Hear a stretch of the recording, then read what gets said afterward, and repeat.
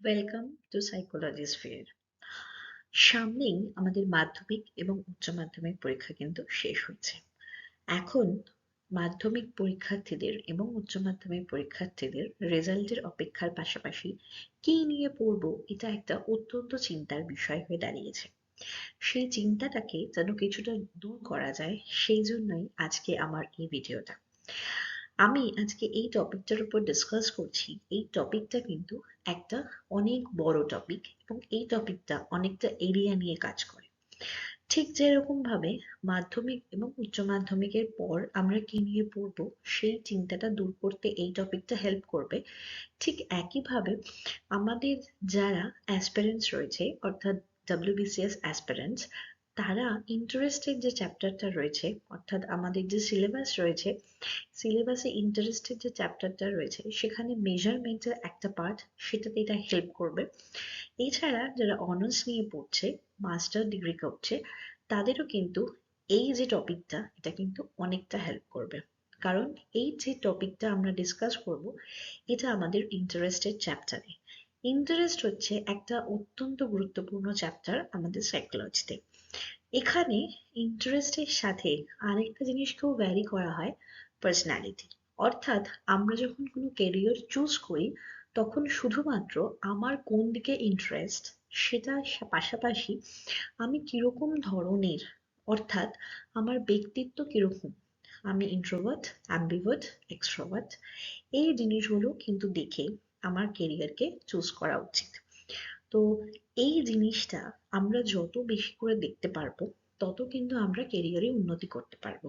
অর্থাৎ আমার প্যাশন এবং আমার প্রফেশন দুটোই যদি সেম হয়, তাহলে কিন্তু আমাদের প্রোডাক্টিভিটি ভালো হবে। আর যদি আমার প্যাশন এবং প্রফেশন দুটো যদি ডিফারেন্ট হয়, তাহলে কিন্তু প্রোডাক্টিভিটি সেখানে কমবে। তো এই দুটোকে মাথায় রেখেই আমাদের কিন্তু সামনে কেরিয়ারের জন্য এগিয়ে যেতে হবে। তো কিভাবে, কি প্রসেসে তোমরা কেরিয়ারকে চুজ করতে পারো এবং তোমাদের কেরিয়ারকে চুজ করতে এই ইনভেন্টরিটা কতটা হেল্প করবে, সেটা নিয়ে আজকের এই ভিডিওটা। তো চলো স্টার্ট করি।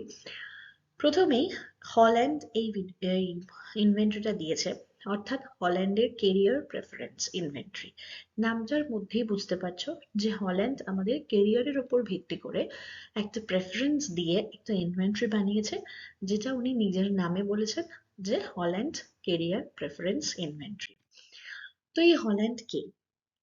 ওনার পুরো নাম হচ্ছে জন হল্যান্ড।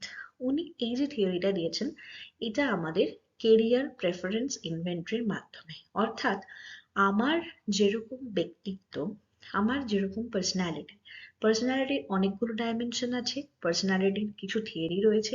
সেই থিওরিগুলো তোমরা যদি আমার চ্যানেলটা ফলো করো, অবশ্যই দেখতে পারবে যে অলরেডি আমি personality, ego, super ego, conscious, unconscious, subconscious, এগুলো নিয়ে কিন্তু অলরেডি আমি ডিসকাস করে ফেলেছি। তো তোমরা যদি এই জিনিসগুলোকে ফলো করতে চাও, তাহলে অবশ্যই লিঙ্কটা আমি ডেসক্রিপশন বক্সে দিয়ে দেবো, ওখান থেকে গিয়ে তোমরা ফলো করে নিতে পারবে। যে আমাদের পার্সোনালিটিকে কতগুলো ভাগে আমরা ভাগ করি, আমাদের পার্সোনালিটির কতগুলো থিওরি আছে, সেই নিয়ে বিভিন্ন সাইকোলজিস্ট কিন্তু বিভিন্নভাবে বর্ণনা করেছেন। তো তোমরা সেটা ওই ডেসক্রিপশন বক্সে লিঙ্কে গিয়ে ক্লিক করলেই দেখতে পাবে। তো চলো আমরা আমাদের আসল যে ভিডিওটা, সেটাতে কনসেন্ট্রেট করি। সেটা হচ্ছে এই যে হল্যান্ড, ইনি যে একটা কেরিয়ার প্রেফারেন্স বানিয়েছেন, এনার বক্তব্য হচ্ছে যে 6 ডাইমেনশনস অনুযায়ী আমরা আমাদের কেরিয়ারকে চুজ করতে পারি।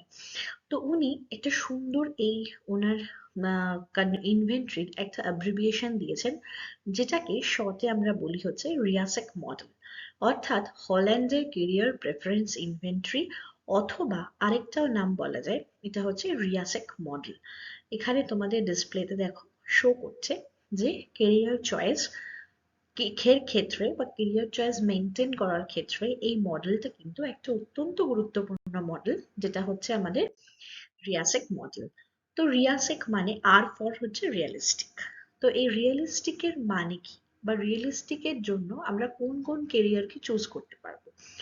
তো রিয়েলিস্টিকের জন্য আমরা যে যে কেরিয়ারকে চুজ করতে পারবো, সেইগুলো হচ্ছে, যেমন দেখো নিচে লেখা আছে carpenter, diesel mechanic, electrician, farmer, এগুলো মানে যারা প্র্যাকটিক্যাল ফিল্ডে কাজ করছে, অর্থাৎ যারা রিয়েলিস্টিক, বাস্তব, যে আমাদের চলতে গেলে পরে যেই কেরিয়ারগুলোর সম্মুখীন আমাদের হতে হচ্ছে এবং যেই কেরিয়ারগুলোর জন্য আমাদের বাস্তবিক বোধ থাকাটা ভীষণভাবে প্রয়োজন, সেইগুলোই হচ্ছে কিন্তু আমাদের এই রিয়েলিস্টিকের মধ্যে পড়ছে।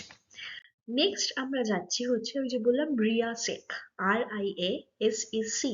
তো নেক্সট যেটা আসবে সেটা হচ্ছে আই ফর হচ্ছে ইনভেস্টিগেটিভ। ইনভেস্টিগেটিভে কি বলেছে? ইনভেস্টিগেটিভ মানে যেখানে আমাদের বিভিন্ন রিসার্চ ওরিয়েন্টেড কাজগুলো হবে এবং তাছাড়া আমাদের সায়েন্টিফিক ইন্টেলেকচুয়ালও কিছু কাজ সেখানে থাকবে, সেটা হচ্ছে আমাদের ইনভেস্টিগেটিভের মধ্যে পড়ছে। সেটা কিরকম? সেটা হচ্ছে biologist, chemist, computer programmer, police, IB, intelligence ব্যুরোতে যারা কাজ করে তাদেরকেও আমরা এখানে ইনক্লুড করতে পারি। নেক্সট হচ্ছে আমাদের আর্টিস্টিক। আর্টিস্টিকে কি বলেছে? আর্টিস্টিক মানে হচ্ছে যেখানে আমাদের ভেতরের যে শিল্প সত্তা রয়েছে সেটা যেমন বেরিয়ে আসে, সেটা হচ্ছে আমাদের আর্টিস্টিক। যেমন অ্যাক্টর, আর্ট টিচার, বুক এডিটর, তারপরে হচ্ছে কম্পোজার, লিরিসিস্ট, এই সব ধরনের যে ক্যারেক্টারিস্টিক্স গুলো রয়েছে বা সব ধরনের যে কেরিয়ার যারা রয়েছে তাদেরকে কিন্তু আমরা এই আর্টিস্টিকের মধ্যে ফেলতে পারি। অর্থাৎ প্রত্যেকটা ইন্ডিভিজুয়াল বা প্রত্যেকটা হিউম্যান বিং এর যে ভেতর থেকে শৈল্প সত্তাটা রয়েছে সেটা যখন আমরা প্রকাশ করতে পারি এবং সেটাকেই যখন সে কেরিয়ার হিসেবে চুজ করে, সেই কেরিয়ার গুলো হচ্ছে এখানে দেখো নিচে দেওয়া রয়েছে। নেক্সট হচ্ছে এটা একটা ইমেজ তোমাদের সামনে এনেছি, যেখানে তোমরা এই ছটা যে ভাগ রয়েছে অর্থাৎ realistic, investigative, artistic, social, enterprising and conventional, এই ছটা তোমরা একটার মধ্যেই দেখতে পাবে। রিয়েলিস্টিক দেখো হ্যান্ডস অন ট্রেনিং যেটা দেওয়া রয়েছে, ইনভেস্টিগেটিভ যেখানে রিসার্চ ওরিয়েন্টেড নলেজ দেওয়া রয়েছে, আর্টিস্টিক যেখানে রয়েছে এক্সপ্রেসিভ, ক্রিয়েটিভ কিছু করা বা ক্রিয়েটিভের ক্ষেত্রে আমরা যখন আর্টিস্টিককে ইউজ করতে পারি। নেক্সট হচ্ছে সোশ্যাল, যেখানে আমাদের প্যাথেটিক কিছু মুভমেন্ট, সোশ্যাল ওয়ার্ক, ঠিক আছে, অর্থাৎ অন্যের জন্য ভেবে কিছু কাজ করা সেটা। এন্টারপ্রাইজিং অর্থাৎ যেখানে আমি নিজে আহ, অন্য কাউকে, মানে আমি সেলফ এমপ্লয় হিসেবে কাজ করতে পারি, অর্থাৎ আমি অন্য কারোর দু তিন জনের দায়িত্ব নিতে চলেছি বা দায়িত্ব নিতে পারি, সেরকম কিছু করা করা। নেক্সট হচ্ছে কনভেনশনাল, যেটা হচ্ছে খুব স্ট্রাকচার্ড, অর্গানাইজড এবং যেটা আমাদের ফিউচার প্ল্যান করে আমরা করি, সেটা হচ্ছে আমাদের কনভেনশনাল। এবারে আসছি হচ্ছে নেক্সট তিনটে যেটা বাকি রয়েছে, অর্থাৎ SE and C। S for social. তো সোশ্যাল কি কি মিন করছে? সোশ্যাল মানে যেটা বললাম সোসাইটি, অর্থাৎ আমরা প্রত্যেকেই তো একটা সামাজিক জীব। তো আমাদের সোসাইটি আমাদের থেকে কিছু এক্সপেক্ট করে, সেই এক্সপেকটেশনটা কিন্তু আমাদের উচিত ফুলফিল করা। এবং অনেকে আছে যারা সোশ্যাল ওয়ার্ক, মানে যারা হয় যে বিভিন্ন ধরনের যে সামাজিক কাজকর্ম যারা লিপ্ত থাকে, তাদের যে বিভিন্ন ধরনের মানসিকতা বা বিভিন্ন ধরনের সেটাকেও কিন্তু অনেকে কেরিয়ার হিসেবে নিতে পারে। সেরকম কিছু কেরিয়ার যেমন লাইব্রেরিয়ান, নার্স, কাউন্সিলর, এরা হচ্ছে কিন্তু আমাদের এই সোশ্যাল ব্যাপারটা বা সোশ্যাল সেগমেন্টের মধ্যে এরা পড়ছে। নেক্সট আমরা যাচ্ছি হচ্ছে এন্টারপ্রাইজিং। এন্টারপ্রাইজিং যেটা বললাম যেখানে যে এমপ্লয়ি অর্থাৎ সেলফ এমপ্লয়ের কিছু একটা করবে এবং যেখানে তার মধ্যে প্রচন্ড একটা ক্যারিয়ারিস্টিক বিষয় থাকতে হবে, প্রচন্ড মানে অ্যাম্বিশাস হতে হবে তাকে। নেক্সট হচ্ছে প্রচন্ড এনার্জেটিক হতে হবে এবং মানুষের সাথে যেন কানেকশন থাকে, অর্থাৎ সোশ্যাল কানেকশন বা সোশ্যাল বন্ডটা কিন্তু স্ট্রং হতে হবে। এরকম কে কে রয়েছে? সিটি ম্যানেজার হতে পারে, তারপরে হচ্ছে ব্যাংক প্রেসিডেন্ট হতে পারে, এইরকম ধরনের বিভিন্ন ক্যারিয়ার কিন্তু এখান থেকে হয় এন্টারপ্রাইজিং এর থেকে। নেক্সট হচ্ছে কনভেনশনাল।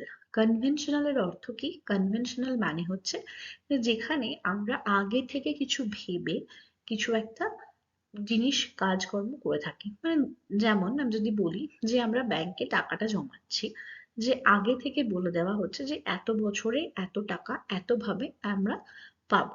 তো এই যে জিনিসগুলো, যেখানে আমাদের কি কিছু জিনিস আমরা ধরে নিচ্ছি বা একটা ফলোয়িং প্ল্যানে আমরা চলছি, যে আমার যখন 60 ইয়ার্স হবে তখন আমি যেন একটা কিছু পেনশনের মতো পাই সেরকম একটা কিছু মানে করতে হবে।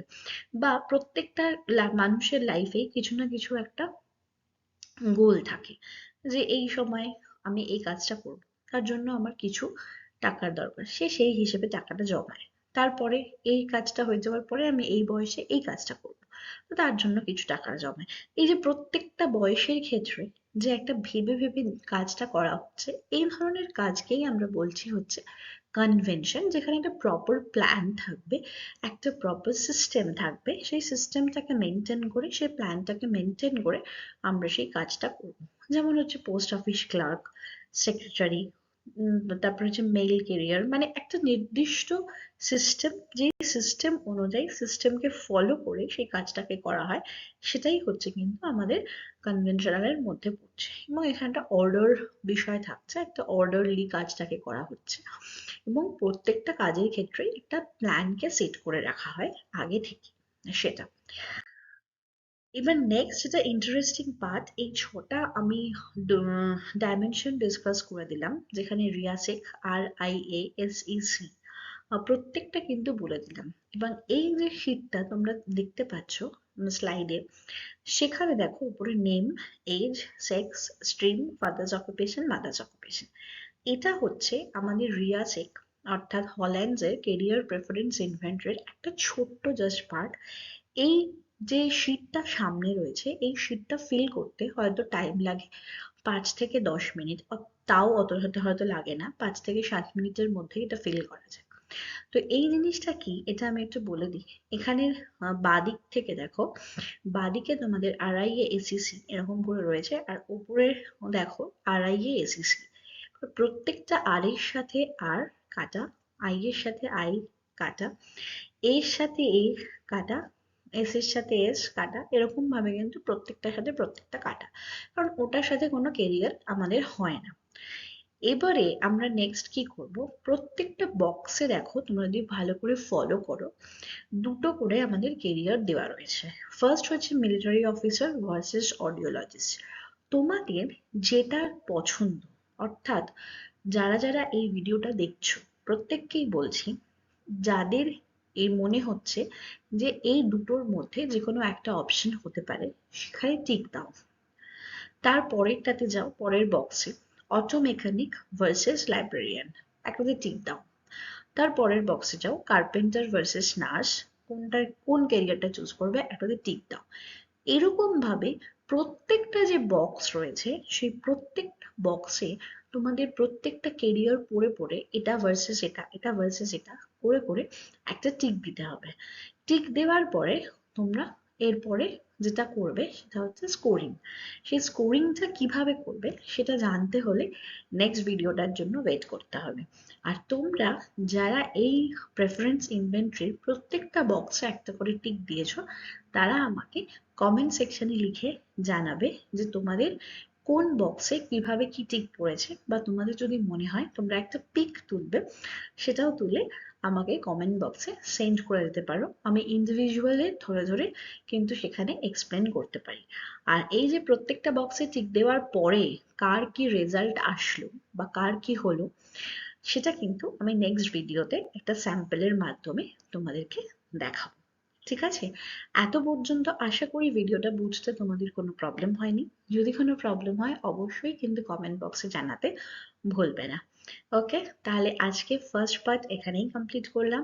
নেক্সট পার্ট অর্থাৎ সেকেন্ড পার্ট আসছে তোমাদের নেক্সট ভিডিওতে। তো চলো, টাটা, বাই বাই।